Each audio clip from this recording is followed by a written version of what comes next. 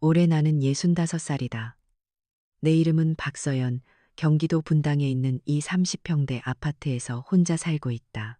이 집도 벌써 20년이 넘었지만 언제나 첫날처럼 깨끗하고 단정하다. 매일 아침 눈을 뜨면 마치 몸에 새겨진 의식처럼 똑같은 일을 반복한다. 새벽 6시에 일어나 청소기를 돌리고 구석구석 젖은 걸레로 닦아낸다. 남편은 유난히 깔끔한 사람이었다.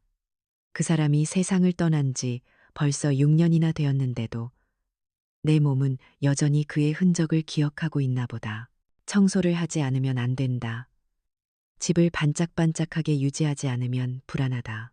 그런데 이상하게도 먼지 하나 없이 완벽하게 정돈된 이 공간에는 따뜻함이 느껴지지 않는다. 그것은 평범한 침묵이 아니다.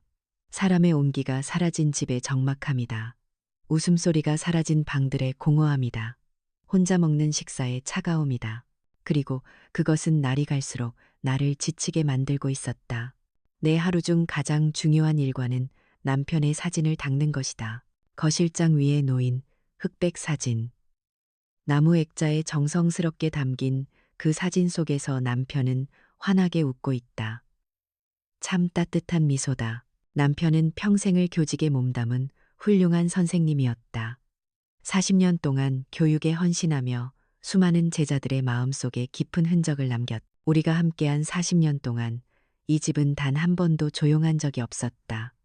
명절이나 주말뿐만 아니라 평일에도 남편의 제자들은 끊임없이 찾아왔. 거실은 언제나 웃음소리와 대화소리로 가득했고 남편이 제자들을 격려하는 목소리가 울려 퍼졌다. 나는 그 북적거림 속에서 음식을 준비하고 나르는 게 정말 행복했. 하지만 지금은 이따금 울리는 전화벨 소리조차 반갑기보다는 나를 놀라게 만든다. 남편이 떠난 후 6년이라는 시간은 끝없는 사막을 걷는 것처럼 길고 고통스러웠다. 특히 오후가 되면 해가 서쪽으로 기울기 시작하면 그 고독감은 견딜 수 없을 만큼 커졌. 정확히 오후 5시 노을빛이 거실 창문을 통해 스며들고 가구들이 하나둘 그림자에 잠길 때면 그 외로움이 뼛속까지 파고드는 것 같았. 그런 순간들에 나는 견딜 수가 없어서 서둘러 텔레비전부터 켰다.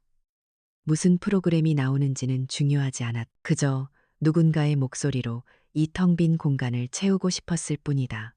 6년이 지났지만 남편이 남긴 빈자리는 조금도 메워지지 않았. 그러던 어느 날 저녁 8시쯤이었다. 저녁 식사를 마치고 설거지를 끝낸 뒤 거실에서 텔레비전을 보고 있는데 갑자기 현관 초인종이 울렸. 가슴이 철렁 내려앉았다. 이 시간에 누가 나를 찾아온다는 말인가?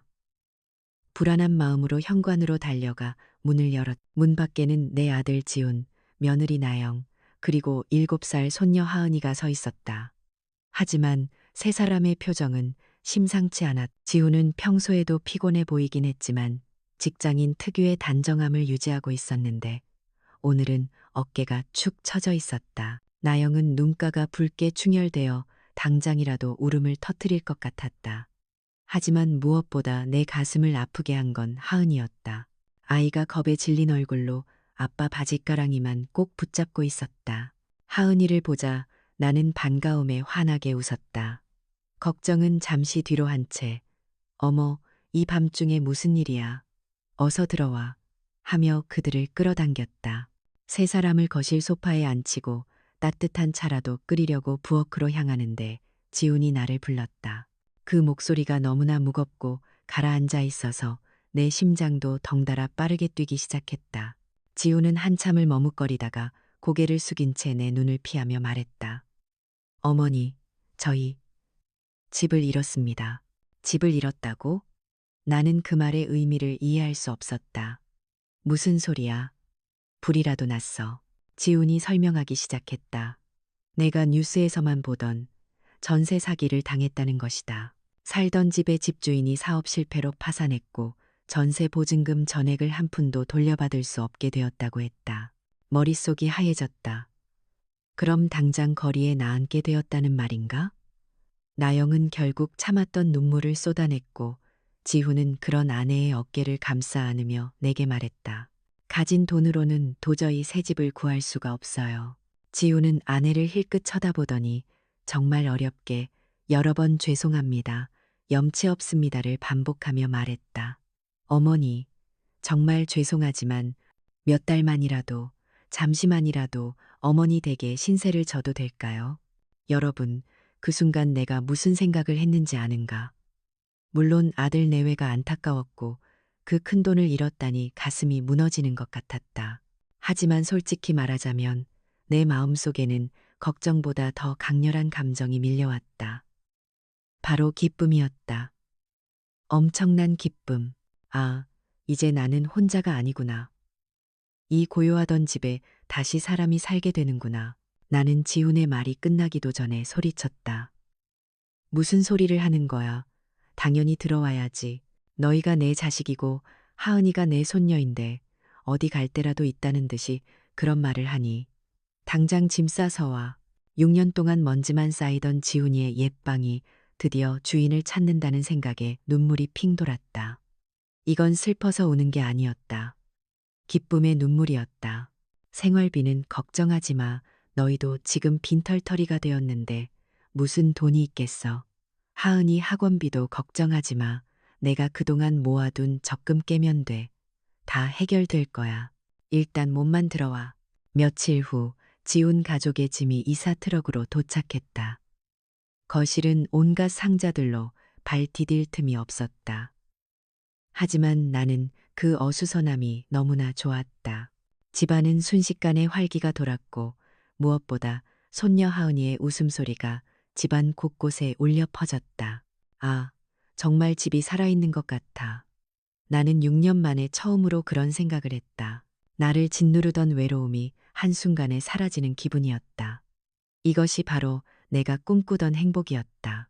아들 가족과 다시 함께 살게 된 지 벌써 한 달이 지났다. 6년간의 외로움을 보상받는 것처럼 처음 며칠은 정말 꿈만 같았다. 집안의 아이 웃음소리가 울리고 저녁이면 다 같이 둘러앉아 밥을 먹는 풍경. 내가 그토록 그리워했던 모습이었다. 하지만 완벽해 보였던 그 행복에도 서서히 금이 가기 시작했다. 문제는 아주 사소한 일상의 습관에서 시작되었다. 나는 평생을 새벽 6시면 일어났다.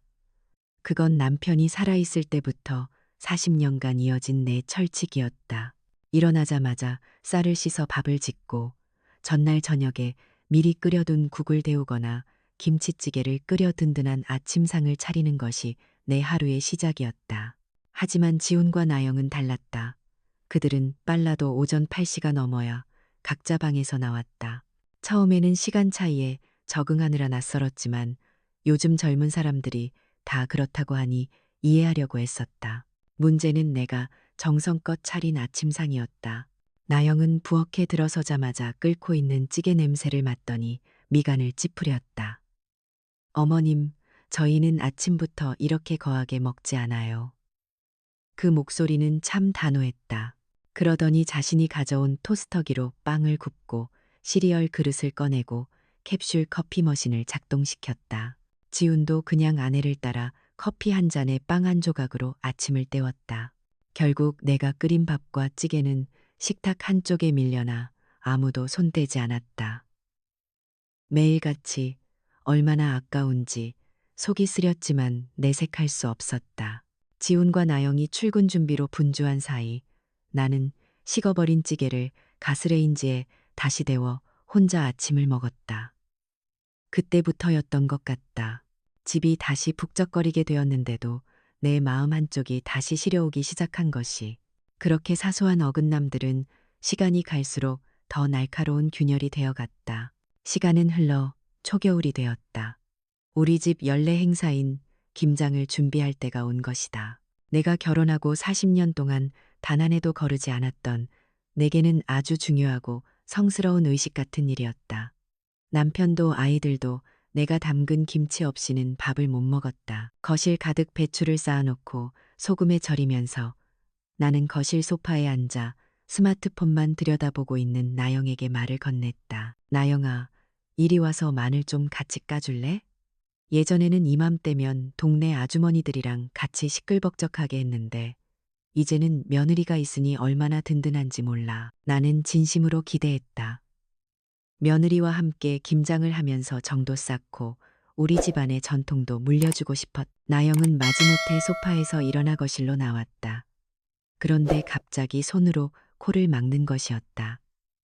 그 표정이란 마치 쓰레기 덤이라도 본 사람처럼 역겨워하는 얼굴이었다. 어머님, 이게 다 무슨 냄새예요?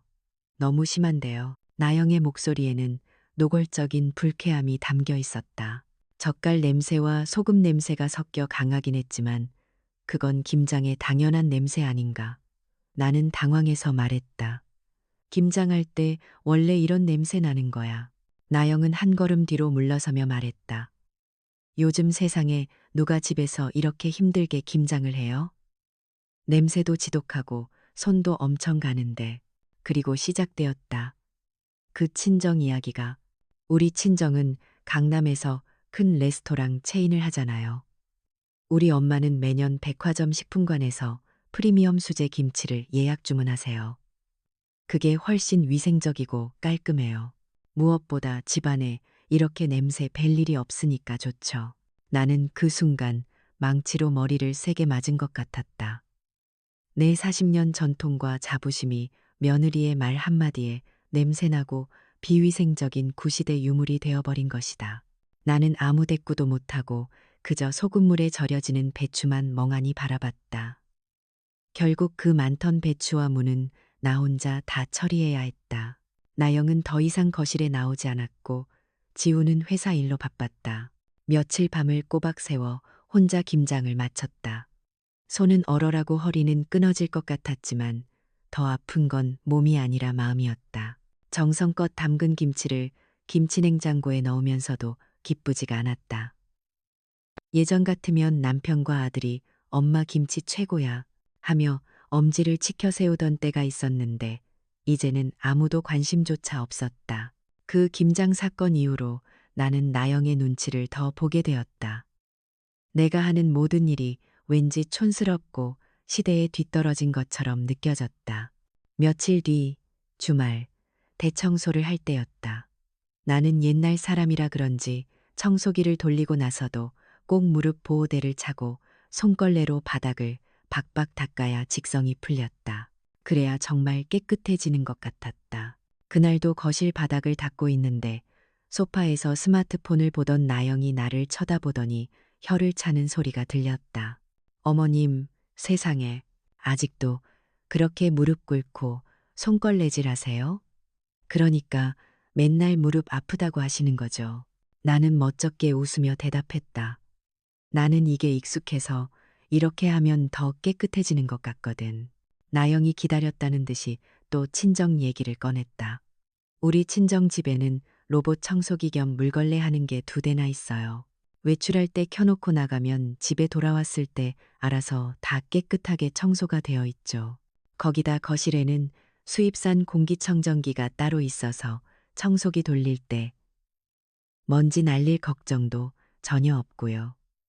그게 훨씬 편하고 위생적이고 고급스럽잖아요. 나는 할 말을 잃었다. 며느리 말이 틀린 건 하나도 없었다. 요즘 세상에 다 그렇게 편하게 사는 거 나도 안다. 하지만 그 말 속에 담긴 나를 향한 노골적인 경멸이 내 가슴을 너무 아프게 찔렀. 내가 정말 그렇게 시대에 뒤떨어지고 무식하고 촌스러운 사람인가. 손에 쥐고 있던 걸레가 축축한 건지 내 눈가가 축축한 건지 알 수가 없었다. 그렇게 며칠이 또 흘렀다. 이제는 내 집인데도 내가 하는 모든 행동이 촌스럽고 틀린 것 같아 스스로를 검열하게 되었다. 나는 30년 넘게 가계부를 쓰고 마트 전단지를 꼼꼼하게 확인하는 습관이 몸에 배어 있었다. 남편이 박봉의 교사 월급을 받을 때 그렇게 아끼고 모아서 우리 지훈이 대학까지 다 가르쳤다는 자부심이 있었다. 그날도 나는 식탁에 앉아서 마트 전단지에 나온 1,000원 할인 쿠폰을 가위로 정성껏 오리고 있었다. 휴지, 세제, 라면 같은 생필품들의 할인 쿠폰이었다. 그때 커피를 들고 식탁에 앉은 나영이 그 모습을 보더니 웃음을 터뜨렸다. 어머님, 정말 이상하세요. 요즘 세상에 그런 걸 누가 가위로 오려요? 그거 다 스마트폰 앱으로 하는 건데. 나는 그냥 멋쩍게 웃었다. 나는 그런 거 잘못해서 이게 편해. 나영이 고개를 저으며 또 친정 이야기를 꺼냈다. 우리 친정은 사업을 크게 하셔서 식구 중에 그런 푼돈 신경 쓰는 사람이 아무도 없어요. 요즘은 시간이 돈인 거 모르세요?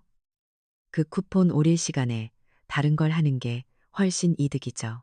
순간 내 얼굴이 화끈 달아올랐다. 내가 평생의 미덕으로 삼고 우리 지훈이를 키워낸 그 절약이라는 가치가 며느리 앞에서는 한순간에 시간 아까운 줄 모르는 궁상으로 전락해버렸다. 1,000원이 아까워서가 아니었다. 내 삶 전체를 부정당한 것 같은 모멸감이 들었다. 나는 그날 밤 도저히 참을 수가 없어서 퇴근하고 돌아온 지훈을 붙잡았다. 방으로 들어가는 아들을 붙잡고 정말 어렵게 말을 꺼냈다. 지훈아, 엄마가 나영이 때문에 조금 힘들다. 자꾸 걔네 친정이랑 비교하면서 엄마가 하는 건 다 촌스럽고 이상하다고 하니까 엄마가 이 집에서 뭘 하기가 겁이 난다. 내 유일한 피부치, 내 편이라고 믿었던 아들이었다. 나는 지훈이가 내 마음을 알아주고 아내에게 한마디라도 해줄 거라 기대했다. 그런데 지훈은 스트레스를 잔뜩 받은 얼굴로 내 손을 뿌리치더니 말했다. 아, 엄마, 별일도 아닌데. 나영이 원래 그렇게 좋은 집에서 살던 애잖아요.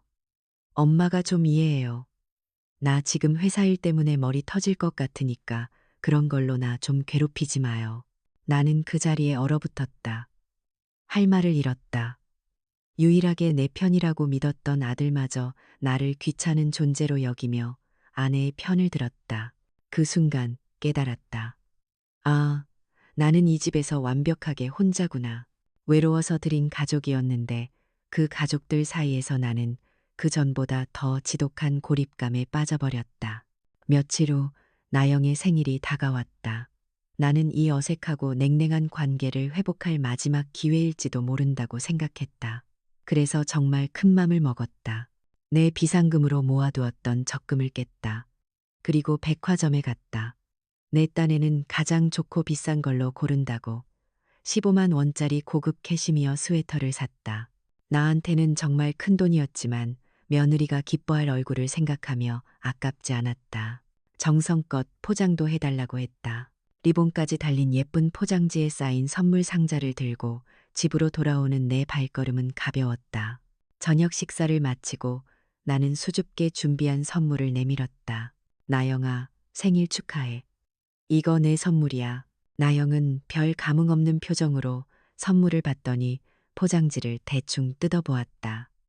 스웨터를 꺼내 상표만 힐끗 확인하고는 아, 네, 감사합니다. 하더니 그걸 그대로 소파 한쪽에 던져두는 것이었다. 내 마음이 철렁했지만 혹시 나중에 입어볼 거라고 기뻐할 거라고 스스로를 달랬. 바로 그때였다. 현관 초인종이 울리고 택배가 도착했다. 나영의 친정 엄마가 보낸 선물이었. 나영이 상자를 뜯자마자 온 집안이 떠나가라 소리를 질렀다. 야, 역시 우리 엄마. 이거 내가 지난번에 갖고 싶다고 했던 거잖아. 화려한 명품 브랜드의 디자이너 코트였다. 나영은 즉시 그 코트를 입고 거실을 몇 바퀴나 돌았다. 지훈을 붙잡고는 계속 셀카를 찍어달라고 난리였. 여보, 이거 봐. 정말 예쁘지? 우리 엄마가 해외 직구로 주문해 주신 거래. 이거 한국에서 사면 훨씬 비싼데. 그날 저녁 내내 나영은 친정 엄마와 통화하며 고맙다고 애교를 부리고 코트 자랑을 하느라 여념이 없었. 내가 선물한 캐시미어 스웨터는 소파 구석에서 차갑게 식어가고 있었. 내 성의와 마음이 그 15만 원짜리 가격표와 함께 며느리에게 그리고 아들에게 완벽하게 짓밟힌 기분이었다. 나는 그날 밤 잠을 이룰 수가 없었다. 내 방에 누워서 천장만 바라보았다. 눈물이 나오지 않았다. 그저 가슴이 텅 빈 것처럼 공허했다. 나영의 생일날 내 마음이 15만 원짜리 스웨터와 함께 소파 구석에 내동댕이 쳐진 그날 이후로 나는 정말이지 유령처럼 지냈다. 아들에게도 며느리에게도 어떤 기대도 하지 않게 되었다. 그냥 이 집에서 숨만 쉬고 있는 사람이 된 것 같았다. 매일 아침 6시에 일어나 밥을 짓고 국을 끓였지만 그들은 여전히 토스트와 커피로 아침을 때웠다. 내가 정성껏 만든 음식은 냉장고에 쌓여갔다. 나는 그걸 혼자 며칠에 걸쳐 먹어치웠다. 김치도 반찬도 국도 혼자 먹었다. 청소를 하면 요즘은 로봇 청소기 쓰는 데라는 말을 들었고, 빨래를 하면 요즘은 세탁소에 맡기는 데라는 말을 들었다. 내가 하는 모든 일이 시대착오적이고 쓸모없는 것이 되어버렸다. 그렇게 또 며칠이 흘러 주말 저녁이 되었다. 나는 주방에서 저녁거리를 다듬고 있었는데 거실에서 나영이 평소와는 다르게 아주 들뜬 목소리로 나와 지훈을 불렀다. 어머님, 지훈 씨, 다들 이리 와서 앉아보세요. 희소식이에요. 희소식. 나는 또 무슨 친정 자랑을 하려고 저러나 싶어 무덤덤하게 거실로 나갔다. 나영이 신이 나서 말했다. 우리 지훈 씨가 이번에 맡았던 프로젝트가 대박이 나서 보너스를 엄청 두둑하게 받았대요. 그래서 제가 특별히 가족 여행을 계획했어요. 여행지는 무려 부산 해운대에 있는 최고급 5성급 리조트였다. 그것도 4박 5일 일정이었다. 나는 사실 놀라지도 않았다. 어차피 또 자기들끼리 가거나 친정 식구들이랑 가겠지 하고 생각했다. 내 예상은 틀리지 않았다. 나영이 신나서 덧붙였다. 마침 그때 우리 엄마 아빠도 시간이 된다고 해서 같이 가기로 했어요. 완벽하죠? 지훈도 좋다고 웃고 있었다. 그런데 그 순간 내가 무슨 착각을 했던 걸까? 가족 여행이라는 그 말, 그리고 친정 식구들도 함께 간다는 그 말에 나는 어쩌면 이번 기회에 그동안 쌓였던 서운함이나 오해를 풀 수 있지 않을까 하는 바보 같은 기대를 하고 말았다. 나도 명색이 지훈이 엄마고 하은이 할머니인데 사돈 어른들도 가시는 자리에 나를 빼놓기야 하겠나 싶었던 것이다. 그래서 나는 정말 오랜만에 진심으로 밝게 웃으면서 물었다. 어머나, 정말 잘 됐다. 부산? 너무 좋지. 그럼 나도 가는 거니? 아이고, 뭘 준비해야 하나? 하은이 수영복이라도 하나 사줘야겠네. 나는 속으로 벌써 계획을 세우고 있었다. 하은이랑 바닷가에서 조개도 줍고 맛있는 해산물도 먹고 사돈 어른들과도 인사 나누며 즐거운 시간을 보낼 생각에 가슴이 두근거렸다. 하지만 내 질문이 끝나자마자 그렇게 환하게 웃고 있던 나영의 표정이 순식간에 싸늘하게 얼어붙었다. 정말 1초도 걸리지 않았다. 네? 어머니가요? 나영이 차가운 목소리로 물었다. 아니요. 그 한마디에 내 심장이 멎는 것 같았다. 나영은 마치 내가 무슨 말도 안 되는 소리를 했다는 듯이 나를 위아래로 훑어보며 말했다. 이건 저희 가족, 그러니까 지훈 씨랑 하은이, 그리고 저, 이렇게 셋이랑 저희 부모님만 가는 여행이에요. 나는 그 말뜻을 바로 이해하지 못했다. 그래서 나는 가족이, 아니, 말을 더듬거리는 나를 보며 나영은 일말의 망설임도 없이 아주 잔인하게 확인사살을 했다. 솔직히 말씀드릴게요, 어머님. 나영이 팔짱을 끼고 나를 똑바로 쳐다봤다. 이 여행 경비 전부 지훈 씨가 받은 보너스로 가는 거잖아요. 그 눈빛이 꼭 벌레 보는 눈빛이었다. 어머니가 그 보너스 버는데 1원이라도 보태셨어요? 침묵이 흘렀다. 지훈은 고개를 숙인 채 아무 말도 하지 않았다.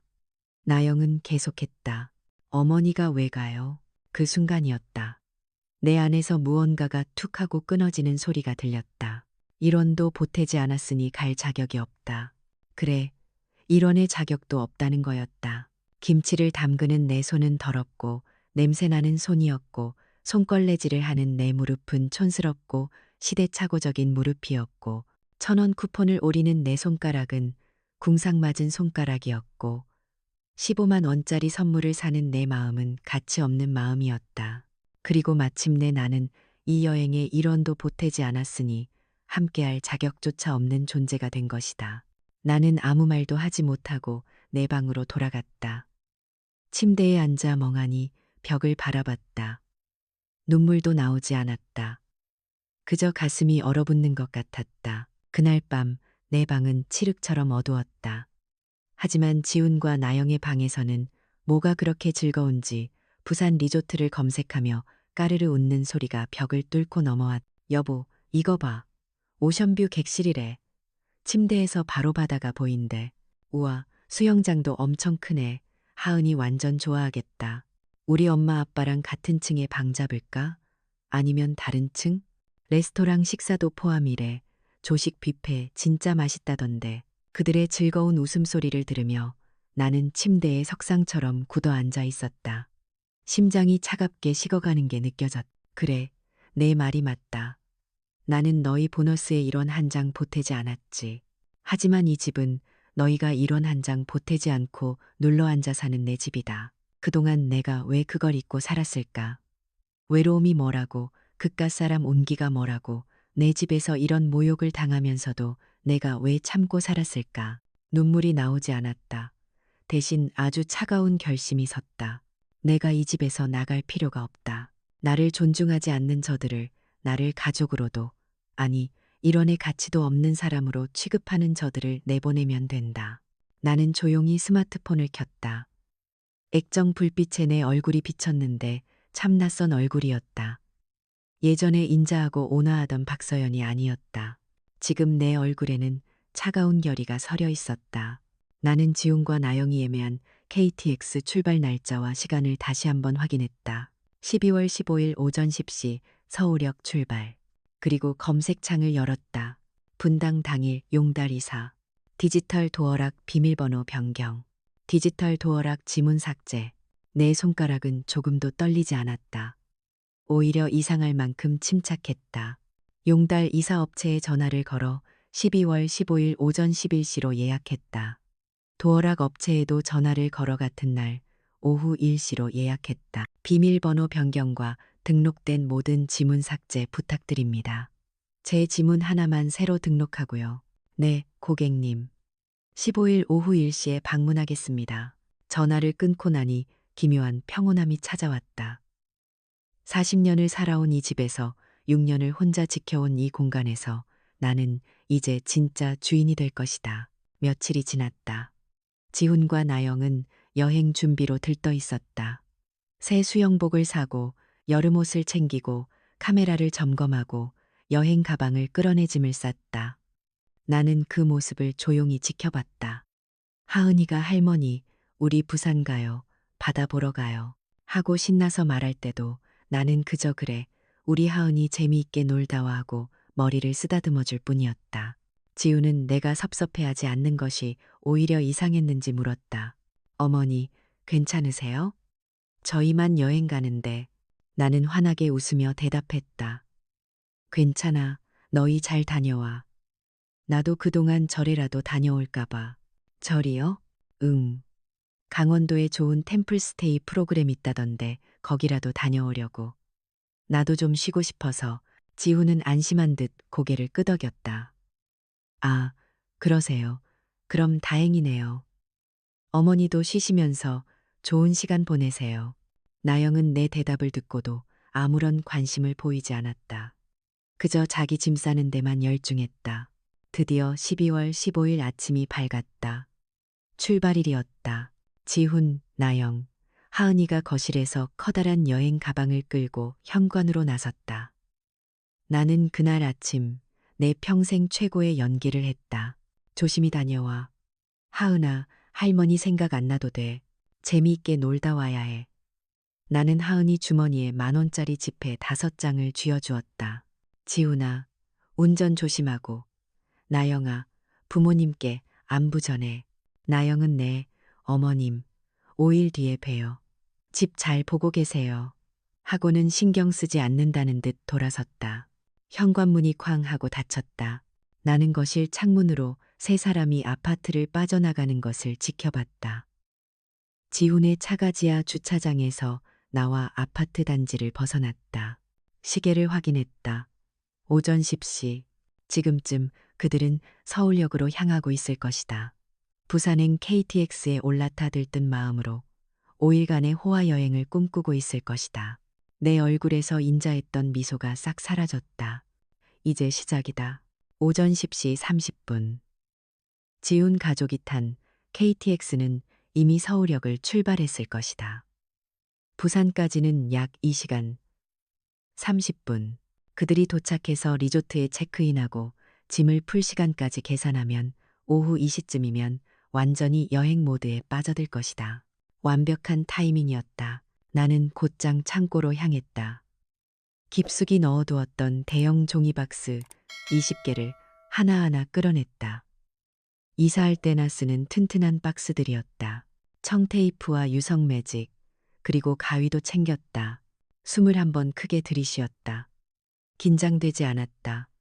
오히려 마음이 이상할 만큼 평온했다. 40년을 참고 살아온 사람의 마지막 결단 앞에서 나는 조금의 망설임도 없었다. 가장 먼저 들어간 곳은 나영의 방이었다. 나를 그토록 비참하게 만들었던 그 공간. 문을 열자 나영 특유의 향수 냄새가 코를 찔렀. 수입 향수라며 자랑하던 그 비싼 향수. 화장대 위에는 나영이 그렇게 자랑하던 화장품들이 가득했다. 프랑스 브랜드, 이탈리아 브랜드, 이름도 발음하기 어려운 그런 것들. 나는 그것들을 신문지에 하나하나 거칠게 싸서 박스 안에 던져 넣었다. 정성스럽게 포장할 이유가 없었다. 이렇게 좋은 것들, 친정 가서 실컷 쓰렴. 옷장을 열었다. 아, 저기 걸려 있다. 나영이 생일날 친정 엄마가 사줬다던 그 화려한 명품 코트. 가격표가 아직 달려 있었다. 198만 원. 내가 평생 모은 적금 한 달치보다 비쌌다. 나는 코웃음을 치며 그것도 구겨서 박스에 쳐넣었다. 옷장 바닥을 보니 아, 거기 있었다. 내가 선물했던 15만 원짜리 캐시미어 스웨터가 구겨진 채 버려져 있었다. 한 번도 입지 않은 채로 이건 내 거야. 내 돈 주고 산 거니까. 나는 그 스웨터를 따로 빼서 내 방에 가져다 놓았다. 나중에 이웃집 아주머니한테라도 줘야겠다. 그분이 훨씬 더 고마워할 것이다. 나영의 온갖 명품 가방들, 구두들, 액세서리들을 모두 박스에 담았다. 첫 번째 박스가 가득 찼다. 테이프로 봉하면서 유성 매직으로 크게 썼다. 나영 물건 1. 두 번째, 세 번째 박스도 금방 찼다. 옷만 해도 엄청났다. 계절별로, 용도별로 온갖 옷들이 옷장을 가득 채우고 있었다. 이 좁은 방에 어떻게 이렇게 많은 걸 쑤셔넣고 살았는지. 친정이 그렇게 좋으면 거기 넓은 집에서 살지. 왜 남의 집에 빌붙어 살았니? 나는 중얼거리며 계속 짐을 쌌다. 네 번째 박스까지 나영의 물건으로 채워졌다. 다음은 손녀 하은이 방이었다. 문을 열자 알록달록한 장난감들과 인형들이 눈에 들어왔다. 내가 사준 것, 지훈이 사준 것, 나영이 사준 것들이 뒤섞여 있었다. 솔직히 이 방에서는 잠시 손이 멈췄다. 하은이는 아직 어린아이일 뿐인데 이 아이가 무슨 죄가 있을까? 하지만 마음을 다잡았다. 이 아이도 그 어미 밑에서 자라면서 나를 쓸모없는 할머니로 여기게 될 것이다. 벌써 조짐이 보였다. 얼마 전 하은이가 유치원에서 돌아와 이런 말을 했었다. 할머니, 우리 친구 지민이네는 할머니가 영어도 할 줄 알고 컴퓨터도 잘한대요. 할머니는 왜 그런 거 못해요? 그때 옆에 있던 나영이 할머니는 옛날 사람이니까 그런 거 모르지 하고 웃었던 기억이 났다. 하은이도 따라 웃었. 그래, 이 아이도 이미 배우고 있었다. 나를 무시하는 법을. 나는 눈을 질끈 감고 하은이의 물건들도 모두 상자에 담았다. 장난감, 인형, 옷, 책, 학용품. 5번째, 6번째 박스가 채워졌다. 책장에 꽂혀 있던 동화책들을 보니 가슴 한쪽이 시렸다. 내가 밤마다 하은이에게 읽어주던 책들이었다. 백설공주, 신데렐라, 미운 아기 오리.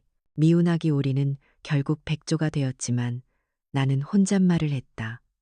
난 평생 오리로 취급받았구나. 마지막으로 지훈의 방이었다. 아들의 방. 내 손으로 기저귀를 갈아주고 밥을 먹이고 학교에 보냈던 그 아들의 방. 문을 여는 순간 코끝이 찡했다. 지훈의 책상 위에는 회사 서류들이 쌓여 있었고 벽에는 대학 졸업 사진이 걸려 있었다. 그 사진 속에서 지훈은 환하게 웃고 있었고 그 옆에 내가 서 있었다. 그때만 해도 우리는 행복해 보였다. 너를 어떻게 키웠는데. 목소리가 떨렸다. 네가 어떻게 엄마한테 이럴 수가 있니. 하지만 곧 정신을 차렸다. 지훈이 나를 외면했던 그 차가운 눈빛이 떠올랐다. 별일도 아니구먼. 엄마가 좀 이해해요. 그런 걸로 나 좀 괴롭히지 마요라고 했던 그 말들이. 나는 지훈의 양복들을 옷장에서 꺼냈다. 제법 비싸 보이는 양복들이었다. 명품은 아니어도 백화점 브랜드였다. 구두도 넥타이도 와이셔츠도 모두 박스에 담았다. 서재에 꽂혀 있던 책들도 담았다. 경영학 책, 자기계발서, 소설책들. 이 책들 읽을 시간에 엄마 말 좀 들어줄 걸 그랬니. 지훈의 물건들로 7번째부터 12번째 박스까지 채워졌다. 거실로 나왔다. 거실 곳곳에 있는 그들의 흔적들도 모두 치웠다. 나영이 친정에서 가져온 비싼 액자들, 지훈이 회사에서 받은 상패들, 하은이가 유치원에서 그린 그림들, 텔레비전 옆에 있던 최신형 게임기도 박스에 담았다. 이것도 친정에서 사준 거지? 가져가. 공기청정기도, 로봇 청소기도, 캡슐 커피 머신도, 토스터기도 모두 박스에 담았다. 이렇게 좋은 것들 왜 남의 집에서 쓰니? 가져가. 13번째, 14번째, 15번째. 박스가 계속 늘어났다. 부엌으로 갔다. 나영이 사다 놓은 수입 식재료들, 유기농 채소들, 비싼 올리브유와 발사믹 식초들. 이것들도 다 가져가. 냉장고를 열었다. 나영이 먹는다던 그리스 요거트, 수입 치즈, 유기농 우유들 모두 박스에 담았다. 16번째, 17번째 박스. 화장실로 갔다. 수입 샴푸, 린스, 바디워시들. 나영이 어머님이 쓰시는 거랑은 차원이 다르다고 했던 그것들. 16번째 박스에 담았다. 거실 책장 아래에 있던 하은이 교재들과 학습지들도 모두 챙겼다. 19번째 박스. 마지막으로 베란다에 있던 그들의 잡동사니들까지 모두 정리했다. 등산용품, 캠핑용품, 스포츠용품들. 20번째 박스가 채워졌다. 오후 12시 30분. 정확히 2시간 30분이 걸렸다. 거실은 20개의 박스로 가득 찼다. 마치 이사 직전의 집 같았다. 나는 물 한 잔을 마시며 숨을 돌렸다. 등에서 땀이 흘렀지만 기분이 이상하게 상쾌했다. 40년을 살아온 이 집에서 6년을 혼자 지켜온 이 공간에서 드디어 불필요한 것들을 정리하는 기분이었다. 오후 12시 50분 초인종이 울렸다. 용달 이사 기사님이었다. 어머니, 서울 강남구로 가는 거 맞으시죠? 네, 맞습니다. 나는 미리 적어둔 주소를 건넸다. 나영이 늘 자랑하던 그 강남 친정 주소였다. 레스토랑 사업을 한다던 그 부잣집 주소. 박스가 20개네요. 엘리베이터 있죠? 네, 있습니다. 기사님과 함께 온 젊은 남자 2명이 박스들을 하나씩 옮기기 시작했다. 10번 정도 왕복하니 모든 박스가 트럭에 실렸다. 어머니, 받는 분한테 연락은 하셨어요? 아니요, 깜짝 선물입니다. 나는 웃으며 말했다. 그쪽 문 앞에 그냥 쌓아두고 초인종만 눌러주세요. 그럼 알아서 찾아갈 겁니다. 기사님이 고개를 갸웃했지만 더 묻지 않았다. 알겠습니다. 그럼 출발하겠습니다. 트럭이 아파트 단지를 빠져나가는 것을 지켜봤다. 저 20개의 박스가 강남 어느 고급 주택 앞에 쌓일 모습을 상상하니 저절로 미소가 지어졌다. 오후 1시 30분. 2번째 방문자가 도착했다. 도어락 업체 기사님이었다. 비밀번호 변경하시고 지문 다 삭제하신다고요? 네. 제 지문 하나만 새로 등록하고 나머지는 모두 지우고 비밀번호도 완전히 새로 설정해 주세요. 신랑분이랑 싸우셨어요? 기사님이 농담조로 물었다. 남편은 6년 전에 돌아가셨어요. 이제 이 집의 주인은 저 하나뿐입니다. 기사님의 표정이 묘해졌지만 역시 더 묻지 않고 일을 시작했다. 삐리릭 하고 기계음이 울렸다. 등록된 지문이 삭제되는 소리였다. 지훈의 지문, 나영의 지문, 하은이의 지문까지 모두 사라졌다. 새 비밀번호는 어떻게 하시겠어요? 나는 잠시 생각했다. 1209로 해주세요. 12월 9일. 남편의 기일이었다. 이 집의 진짜 주인은 나와 남편뿐이라는 의미였다. 비밀번호 설정 완료되었습니다. 지문도 고객님 것 하나만 등록되었고요. 확인해 보시겠어요? 나는 새 비밀번호를 눌러봤다. 삐 하고 경쾌한 소리와 함께 문이 열렸다. 내 지문을 대보니 역시 삐 하고 열렸다. 완벽했다. 수고하셨습니다. 기사님이 떠나고 나니 집은 다시 고요해졌다. 하지만 이번 고요함은 달랐다. 6년 전 남편이 떠난 후에 그 적막함과는 완전히 달랐다. 이건 외로움이 아니라 평화였다. 불필요한 소음이 사라진 진정한 평화. 나는 거실을 둘러봤다. 지훈의 방, 나영의 방, 하은이 방 모두 텅 비어 있었다. 거실에 있던 그들의 흔적도 모두 사라졌다. 이제 이 집은 다시 내 집이 되었. 남편의 사진 앞에 섰다.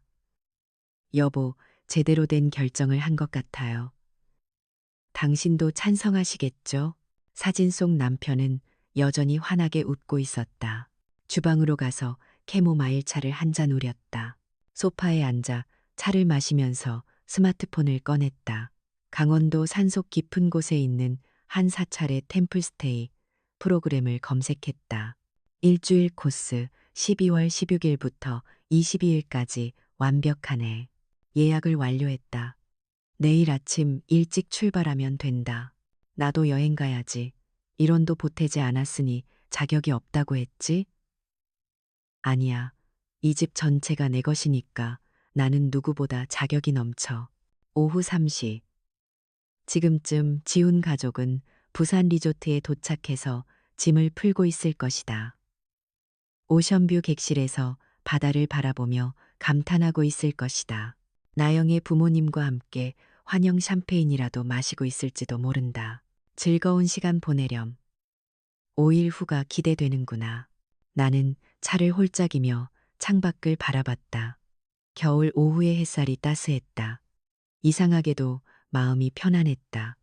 6년간 느꼈던 그 공허함과는 완전히 다른 평온함이었다. 이제 진짜 내 인생이 시작되는 것 같았다.